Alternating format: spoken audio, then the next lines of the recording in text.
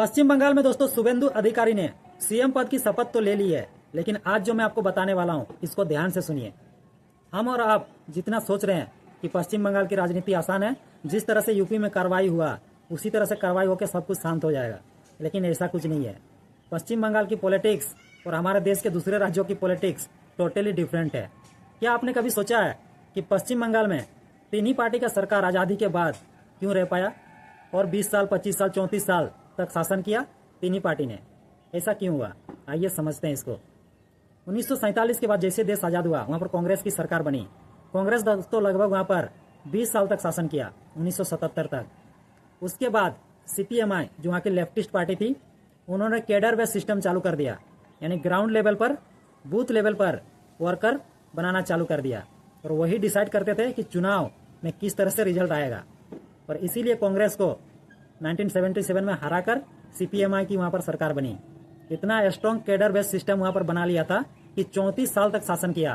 कांग्रेस इतना मजबूत पार्टी होने के बावजूद भी नेशनल का पश्चिम बंगाल में दोबारा सरकार ही नहीं बना पाया, इसी कैडर बेस्ड सिस्टम की वजह से ही। ममता बनर्जी भी कांग्रेस की लीडर थी और उसे अच्छे से पता था अगर पश्चिम बंगाल में किसी अदर पार्टी का गवर्नमेंट बनेगा तभी बन सकता है जब इस कैडर बेस्ड सिस्टम को ग्राउंड लेवल पर काटा जा सकता है, और उसको काटने के लिए उसके ही जैसा कैडर बेस्ड सिस्टम तैयार करना पड़ेगा। और ममता बनर्जी ने तैयार भी की 2011 को। इसी के वजह से सीपीएमआई यानी लेफ्टिस्ट पार्टी को वो हराने में सफल रही। लेकिन ममता बनर्जी ने एक चीज़ गलती की, सीपीएमआई के जितने सारे लेफ्टिस्ट पार्टी का कैडर था वो अपने अंदर एब्जॉर्ब कर ली, यानी वो सबको अपने पार्टी में ही शामिल कर लिया। और जो लोग 30-40 साल से खाते हुए आ रहे थे उसका आदत भी वही था। टीएमसी में आने के बावजूद भी पश्चिम बंगाल का फुटबॉल क्लब से लेकर दुर्गा पूजा कमेटी तक, यहाँ तक कि सरकारी ऑफिसर का एक्सेस तक इन कैडर के पास था। दूसरे स्टेटों में क्या होता है, पंचायत समिति होता है, पंचायत लेवल पर कार्य होता है, लेकिन यहाँ पर दीदी के लोग यानी दीदी का आदमी ही सारा कुछ करता है। सरकारी अधिकारी तक का एक्सेस दीदी का लोग के पास ही रहता है। और इसी कैडर बेस्ड सिस्टम को काटने के लिए बीजेपी ने 2021 में ही प्लानिंग कर लिया था अनिल बंसल के साथ, और उन्होंने जाकर पश्चिम बंगाल में ग्राउंड लेवल पर अपना बूथ लेवल का कार्यकर्ता चालू कर दिया। और पश्चिम बंगाल के टीएमसी का कैडर से भी स्ट्रांग वहाँ पर बूथ लेवल पर वर्कर बनाया। इसीलिए दोस्तों बीजेपी वहाँ पर सरकार बना पाया। और बीजेपी इसी कैडर बेस्ड सिस्टम को पश्चिम बंगाल से काटना चाहता है।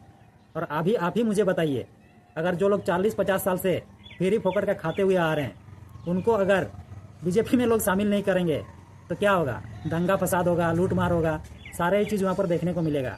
और अभी भी अगर यह चीज़ नहीं हो रहा है, यानी बीजेपी में इनका कैडर धीरे धीरे शामिल हो रहा है, जो कि बहुत ही बुरी न्यूज़ है। ममता बनर्जी किस लिए कह रही है कि मैं इंटरनेशनल कोर्ट जाऊंगी? इसी कैडर के चलते ही तो, क्योंकि आने वाले समय में भी तो पश्चिम बंगाल में टीएमसी को लड़ाई लड़ना है और यही कैडर ही आगे जाके जिताएगा।